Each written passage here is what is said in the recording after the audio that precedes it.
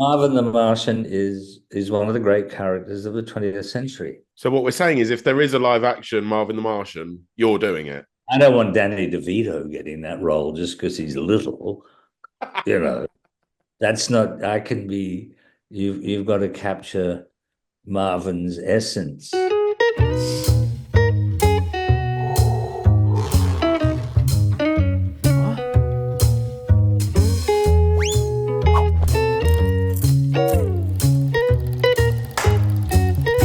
Hello. Ah, Daniel.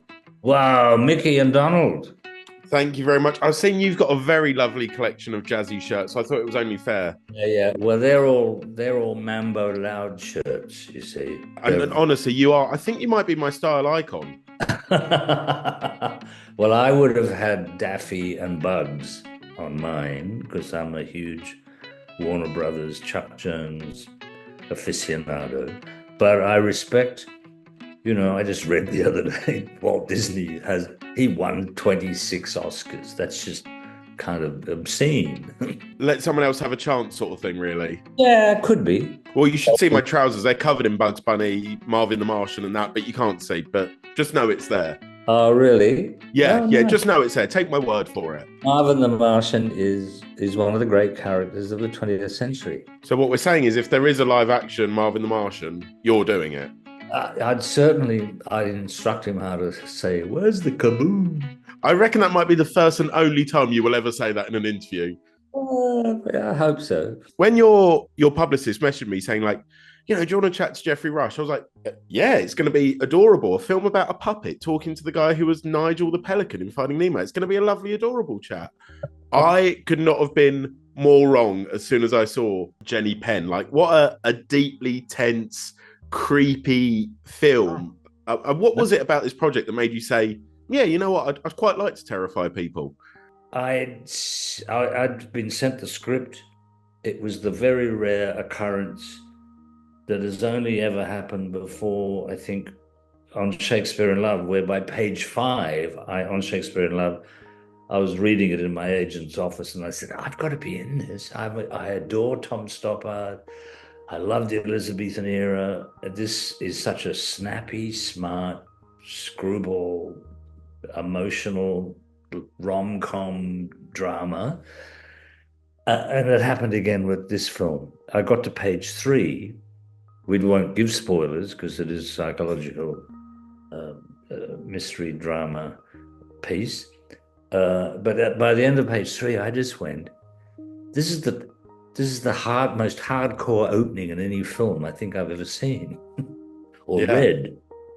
And I was very keen to see how are they going to maintain this. And I read it in literally 90 minutes in real time because Eli Kent, James's co-writer, and they'd been tinkering with this for a very long time as part of their apprenticeship into wanting to make films. They'd both worked in the theater. I think Eli was a fairly notable, prodigious 19-year-old when he debuted with his first runaway serious piece of theatrical writing. And then after I'd read it,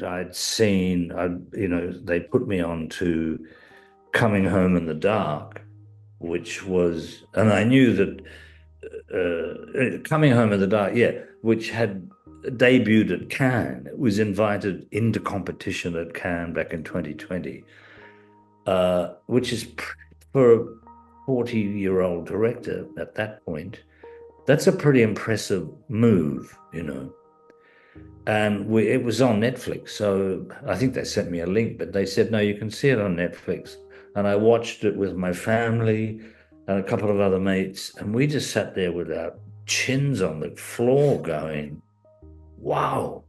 And then I finally got to have an interview with James, a Zoom, and I said, tell me how are you going to cast this? Like, you obviously have to honor the integrity of an aged care facility and all of the people who are in it, who seem to represent a bigger microcosm of society but at the end of the spectrum where you're on the last station of the cross or you're heading towards the terminus. And he said, I'm going to ask all my mentors to be in it. The people I grew up with when he was a younger actor, and they were all probably then, so say he was 20, they might have been in their 40s, 50s, 60s. And he just went, these are the people that I know will honor the intent of this film. And they were a beautiful, rowdy bunch. I mean, you couldn't hope for a bigger ensemble. I mean, I always thought of them as a Greek chorus because not many of them have many lines, but their vitality and the moments they presented on set as part of that mosaic, because we shot everything in the public areas of the location we were at, which was an old 1913 refurbished in the 80s holiday resort in Taupo, with a big lake, and that's where people in New Zealand or internationally would go and have holidays. It was the best location, and we all lived there. So, it wasn't, it was immersive in that trendy use of the word. I'd get up go downstairs, and I'd get lost every morning because it was the weirdest shape. It was sort of a dodecahedron kind of architecture where I could never find the kitchen, the breakfast room, or anything, which was perfect. And then as the film started to be filmed, you'd go down and there'd be the third AD would be there going, shh, shh, build me. And then I'd be there, and the next morning I'd walk down and go, I was in this corridor yesterday in the middle of one of the scenes where I'm having a blip, and I don't know where I am. And there was something ideal about focusing that big rowdy group into that environment. And the other thing was that James, when they were location hunting, was kind of looking for something else, but there'd been 3 weeks before, I think, or maybe 6, there'd been some massive severe weather in that part of New Zealand.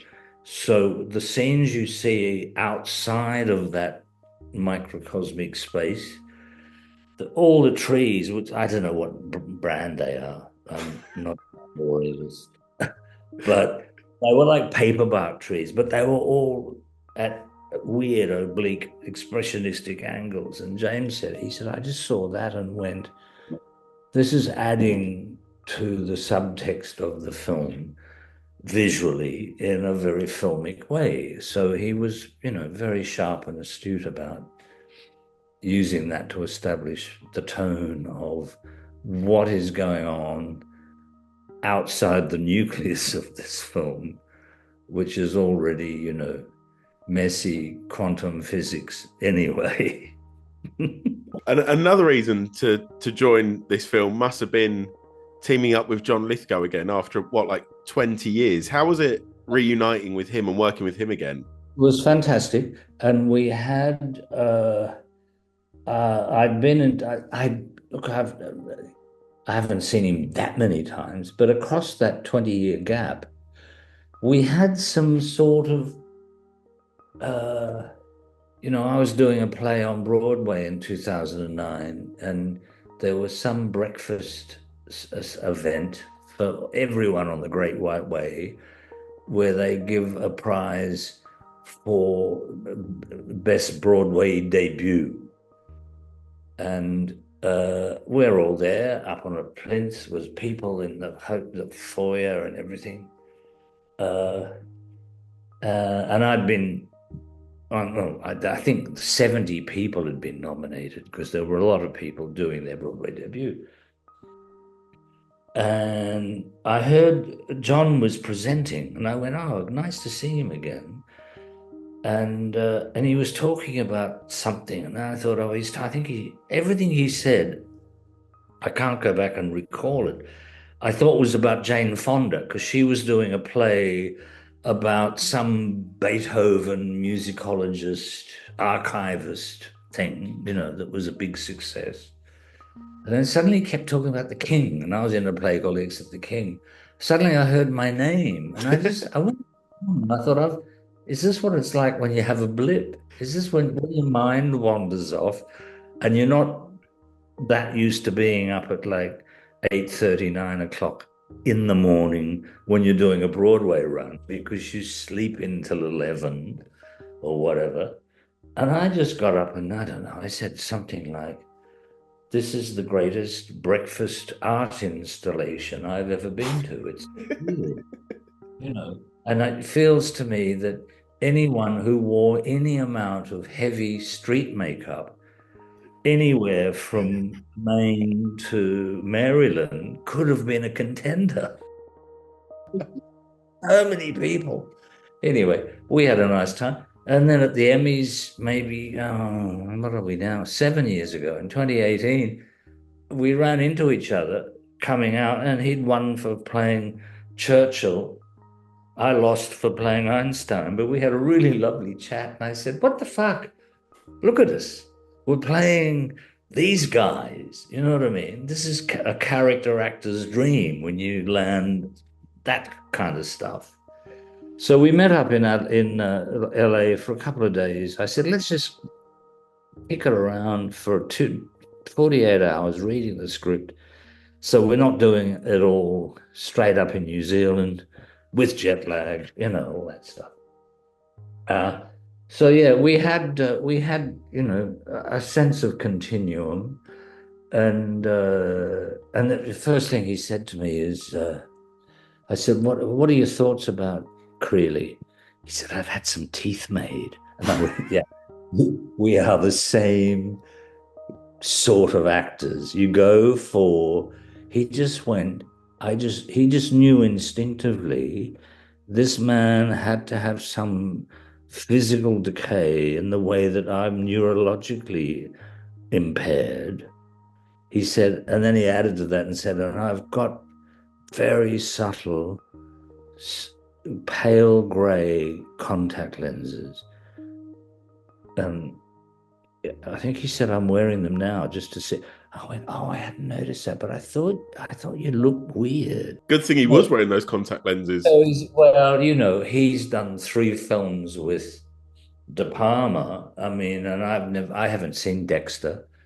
John's got a big CV. There were days on set, and James Ashcroft is a complete genre aficionado of horror and, aberrant filmmaking. And he would talk to John about moments in scenes that John had done 30 years before that John couldn't quite remember. He'd go, was that me? Was I in that? Um, uh, that was very useful for James Ashcroft because he just knew how to gauge the tone. We knew it was kind of grand guignol, grotesque, gothic, bizarre. I laughed out loud at some points, and I thought I shouldn't really be laughing out loud at this because it's very sad, and it makes you want to be an activist for aged care, But the other thing that was interesting is when I had the first Zoom, my agent said to me, I said, can you tell me anything about James at all? And he said, yeah, well, apparently he's an Iraqi war hero. I went, fuck. He's part Maori, part Anglo, and somehow he's involved in the Iraqi war. Look, when you see Coming Home in the Dark, it's a film filled with dread. He's obviously conjuring something up from his own experience. And at the end of our Zoom, I said, look, I don't mean to pry or anything. Can you tell me anything about your Iraqi war experiences? He went, what? I said, when you were in Iraq and the decoration you got. What? No. And at this stage, he had a very eccentric almost bigger than Kenneth Branagh's Poirot moustache. He's a bearded man. He's sartorially, despite his very impish, creative personality, James will wear knee-length tan boots with Maori carvings on them, crisp, freshly ironed cream shirts and whatever, and the beard. And I just thought, he is eccentric. He looks like he should be in an old black and white daguerreotype in about 1850. You know what I mean? And he said, "No, I know what you mean. I know what you mean." On my, Google page, you put in James Ashcroft. There's another guy above my name now who is a writer. And I reckon my agent had sort of just said to his assistant, "Find out something about James Ashcroft that I can tell Geoffrey, so he's got something interesting to talk about." You know what I mean? So that was that part of it. But, the whole film it was so right because, during COVID and in Melbourne, that was a fairly, as for everyone, but in Melbourne, we probably won the lockdown race. You know what I mean? We had a government here, a state Labor government, that I kind of respected what they were doing. We even had curfews at one point, and people got up in arms and everything. But medically and everything, they had a very severe procedure for dealing with what at that, particularly the first 18 months, 24 months of it, before there were inoculation solutions. Do you know what I mean? People were kind of flying all over the world, sometimes very stupid and ignorant kind of ways of dealing with it. But we eventually traveled. We in between lockdowns, we'd go to visit Italy. Well, kids were studying in Britain. And then you thought, but that's a blur now. That helped me find Stephen Mortensen's Lips. Just bits where you go, I don't remember how long it was that we only walked within a 5-kilometre radius around our eastern suburbs place in Melbourne. It's just nothing else happened. You know what I mean? I try and recall vivid and exciting times, and I go, I don't remember. It's a blur, and surely something good must come out of this.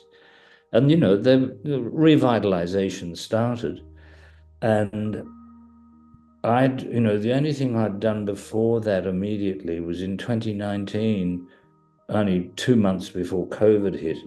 I had the great honor of being invited into the LA Shakespeare Company to do a one-night only charity read of The Merchant of Venice with Al Pacino playing Shylock, because he'd done that on Broadway 10 years earlier.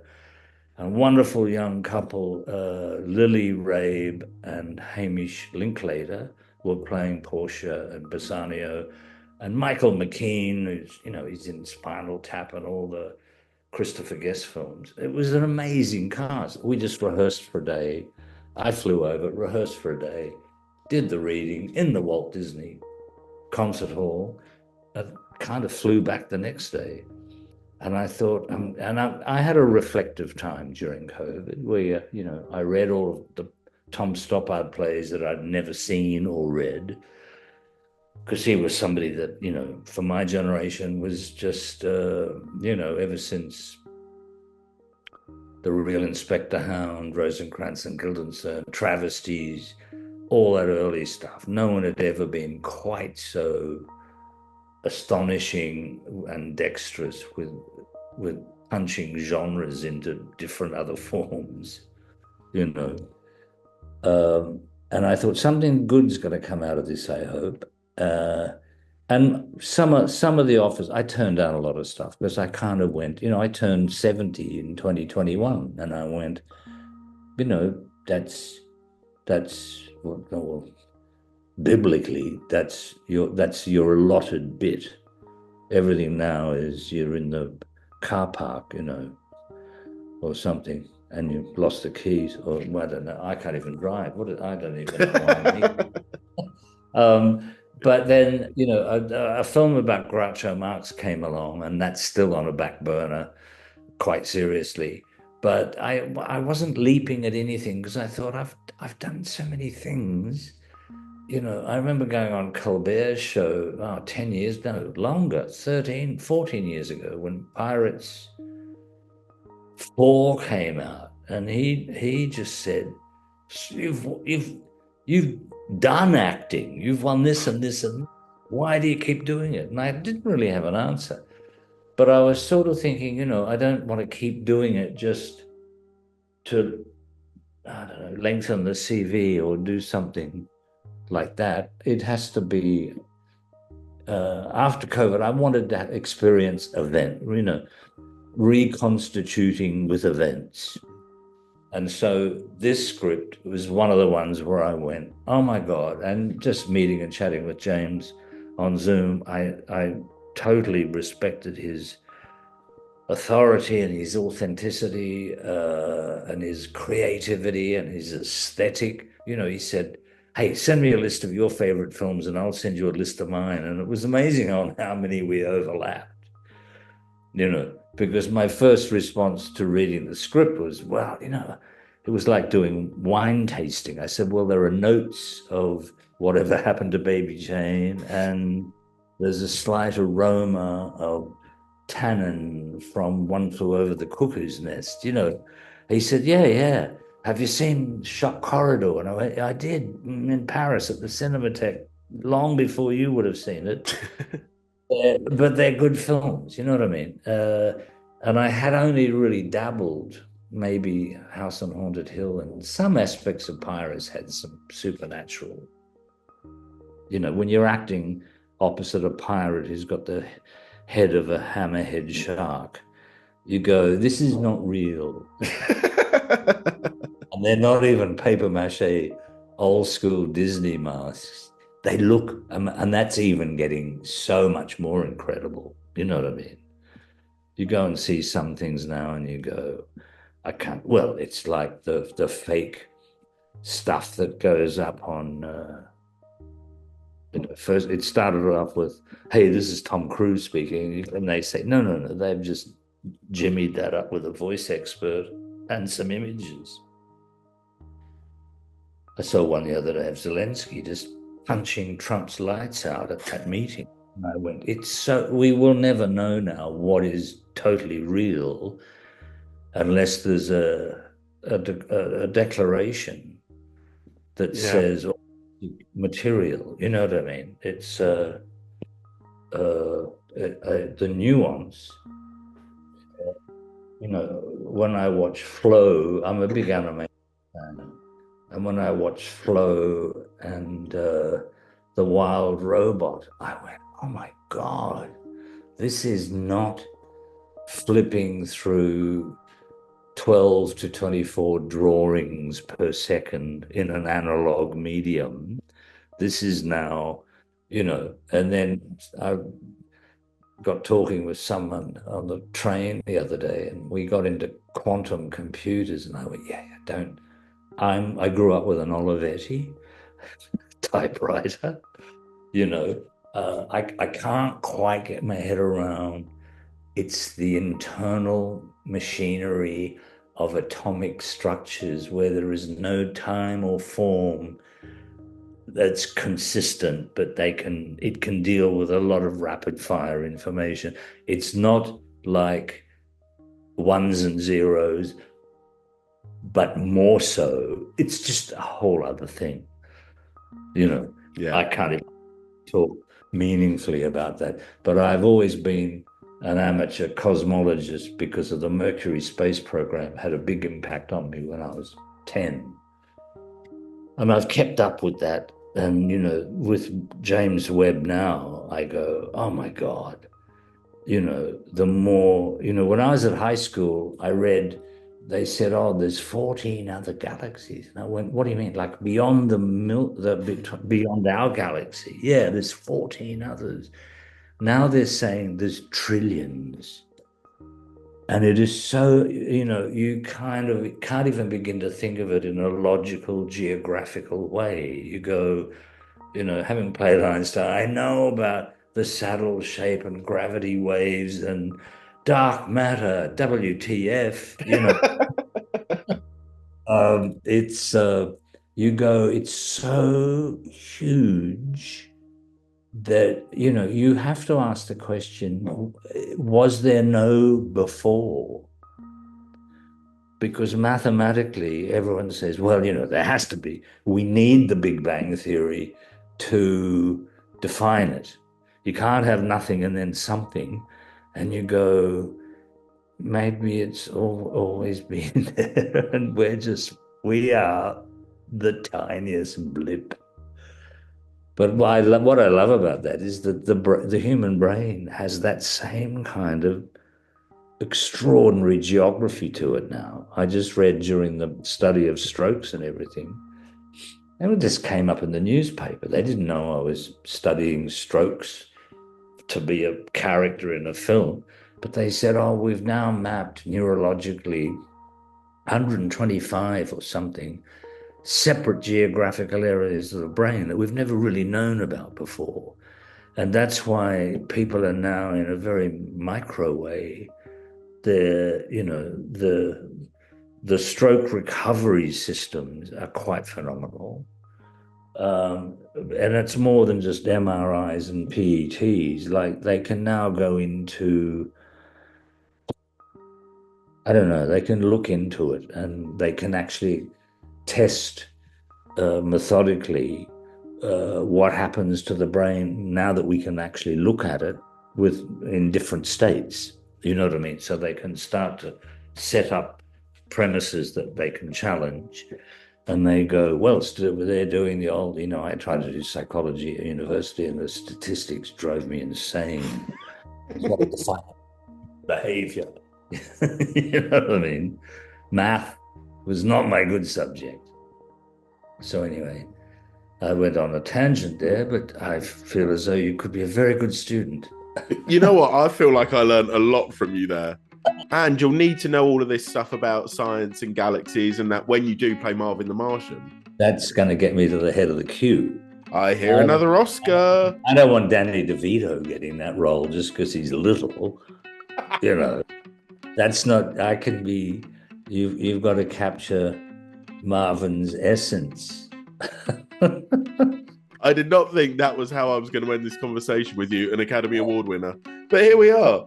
Is that something you've had made up and printed, or would I get more bonus points if I told you I had? If I told you I designed this myself? Probably. But it's a good screen print, or however they do it. Like, oh wow. Yeah. I can send it to you if you want. No, I can't. I don't do them. I do Mambo Loud, because they're very hard to find. They're a bit of a collector's item now. I used to give them to people. I gave one to Michael Caine when we shot Quills, because there was a shop in Covent Garden that had them for 45 quid, which was pricey in 1999. But Michael got two big, buxom, Las Vegas-y kind of surreal women and Australian flora and fauna and stuff that they put into this. He loved it, I think. They were the ideal gift, But now they're very rare, and people are sort of hunting them down. And I think, even the submillennial Gen Z generation are going, these are really cool. And they are only in the sense that they were all art students in a great pub band from Sydney called Mental as Anything back in the late 70s, early 80s into 90s. They charted and everything. But they started making these, Reg Mombassa started making these loud shirts, and they are loud. They scream in a kind of, well, I suppose, there's a bit of Banksy, there's a bit of Keith Haring, there's a bit of Liechtenstein, cartoon frames, but it's a language of Australiana that could put a boomerang up to the Waratah flower, up to, I've got one called the Cosmology of Australian Biscuits. So they're all the biscuits, particularly from a particular brand of childhood. And they're all over this shirt. And you go, wow, there's the iced Vovo and the Kingston and the Monte Carlo. You know what I mean? Well, I'm going to have to love you and leave you now. But if you do have any of these shirts or Pirate Aztec gold to spare, I will take them off your hands. Okay. Good to talk, Daniel. Thank you. Lovely talking to you. Thank you so much. This was really an honor. Thank you so much.